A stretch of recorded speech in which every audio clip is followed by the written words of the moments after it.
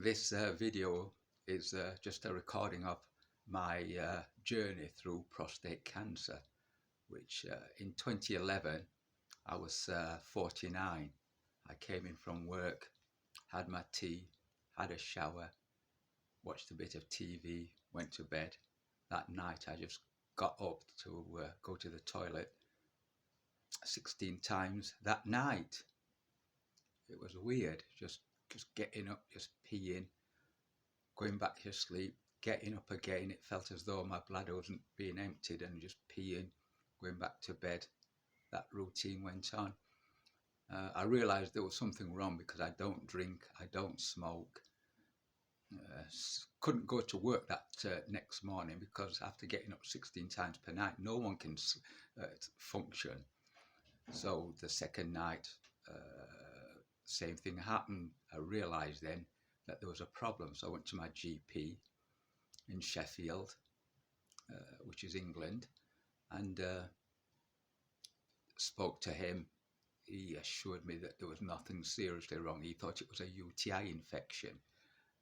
Gave me antibiotics, but I'm still getting up 16 times per night, even more sometimes, some nights.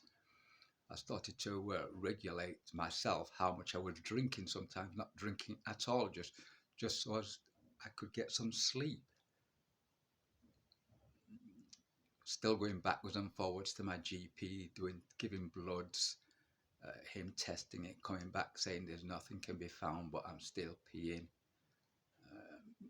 He sent me up to Hallamshire Hospital to the urology department.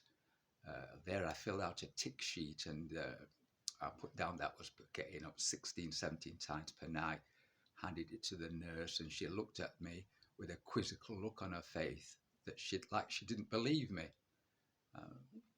I didn't think anything of it. Eventually, they still thought it was a UTI infection, so I had a camera pushed down my Jap side to check my bladder. That came up as negative, and I'm still going backwards and forwards to the GP, up to the hospital, doing various tests, giving loads of blood. They're all coming back negative, nothing found. So we're fast forward from 2011 to 2019.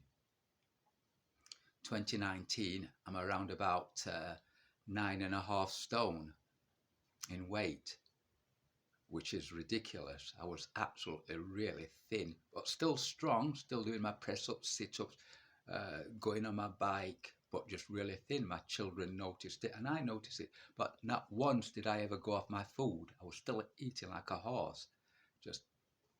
I just was really, really thin.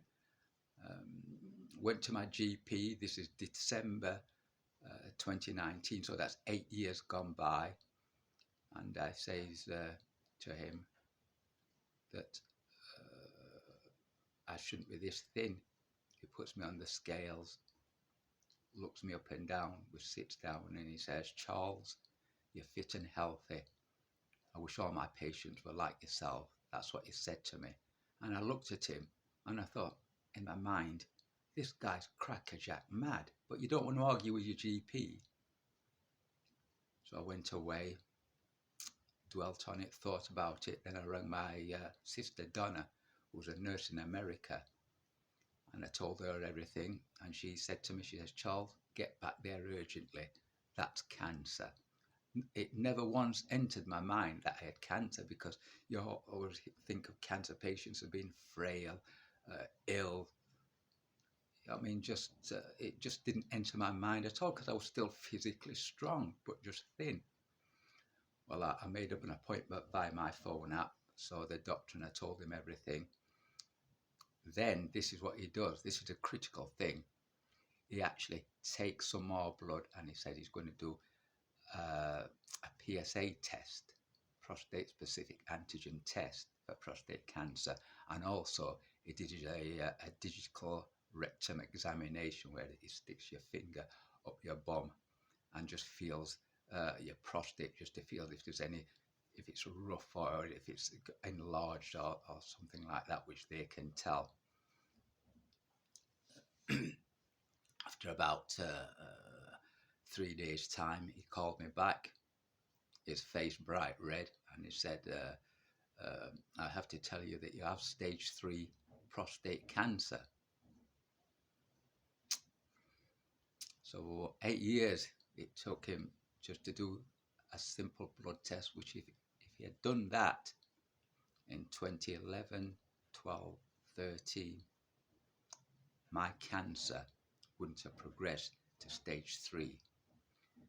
Prostate cancer, if they can catch it early enough, stage 1 or stage 2, they can cure you. At stage 3, all they can do is try and slow the cancer down to prolong your life. That's all they can do. Stage 4, you're in a worse predicament, but all they can do, because it's so advanced and it's metastasized, that means the cancer spread throughout your body, is try and prolong your life. Well, they sent me up to Hallamshire Hospital once again, and that they did a biopsy then on your prostate, where they get a machine and it goes up your bottom, and it takes some samples from the left side of your prostate, the right side of your prostate, some skin, some tissue, and then they pass that to a technician who diagnoses it and tries to find how aggressive that cancer is. And in my case, it came back as it's a Gleason score, which is basically from 6 to 10, 6 being minimum, 10 being maximum, how aggressive it is. And my biopsy or my Gleason score came back as being 9, so it's really aggressive. So I've got stage 3 prostate cancer. I've got a Gleason score of 9. These are the things that, and my PSA in 2019 was 109, 109. That's really high. From reading, because I love reading and studying, I'm one of these people that I like to know. I just like to know. That's how my brain's set up. I was an IT manager, so it's logical. After absorbing all that,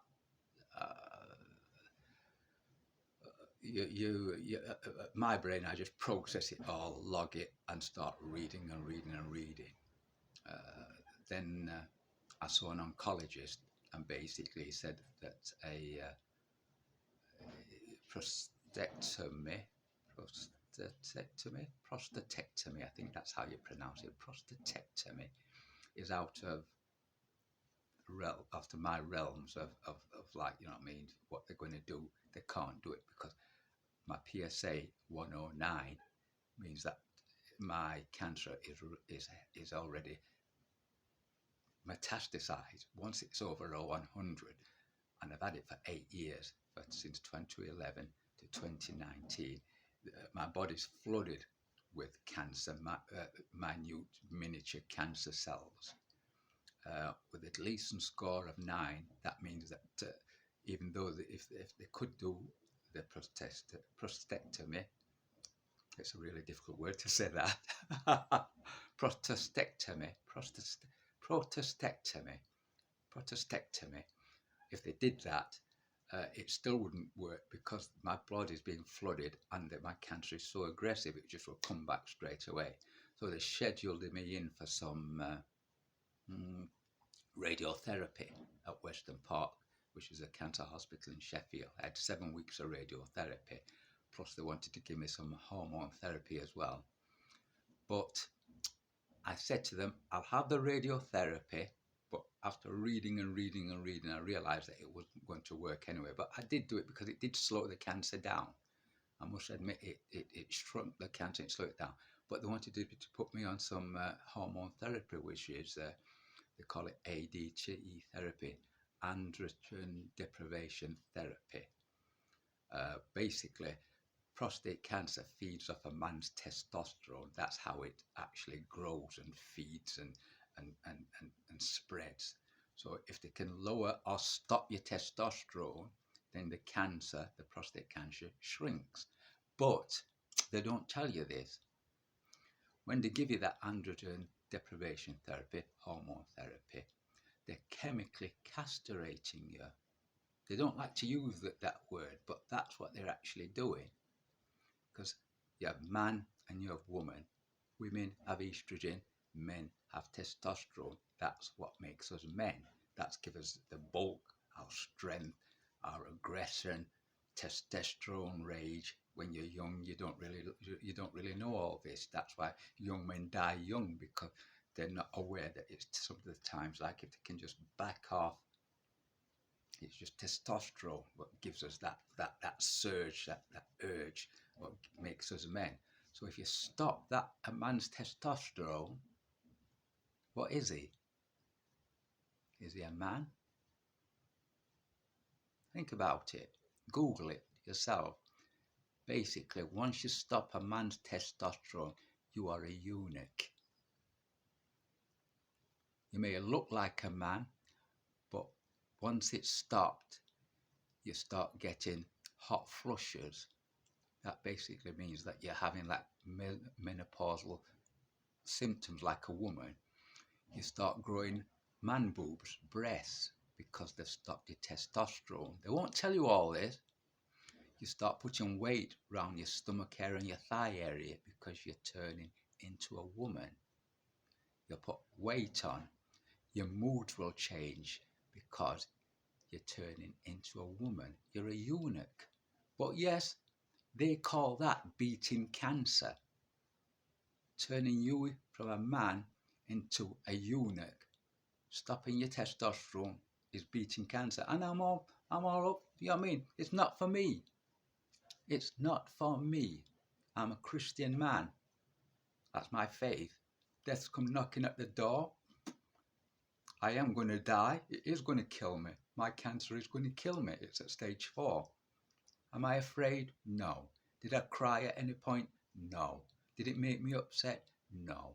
And I tell you why. Because I realised there was something wrong with me, and it was my GP who dropped the ball. Not me. He dropped the ball, so why should I beat myself up? I've got 4 children. That's my job done on earth, to repropriate children. That's my job. I've done it. 2 boys, 2 girls. Yes, my life's going to end early, but I've had a blast, and you can accept death without bawling like a girl or a woman. Girls cry. Women cry.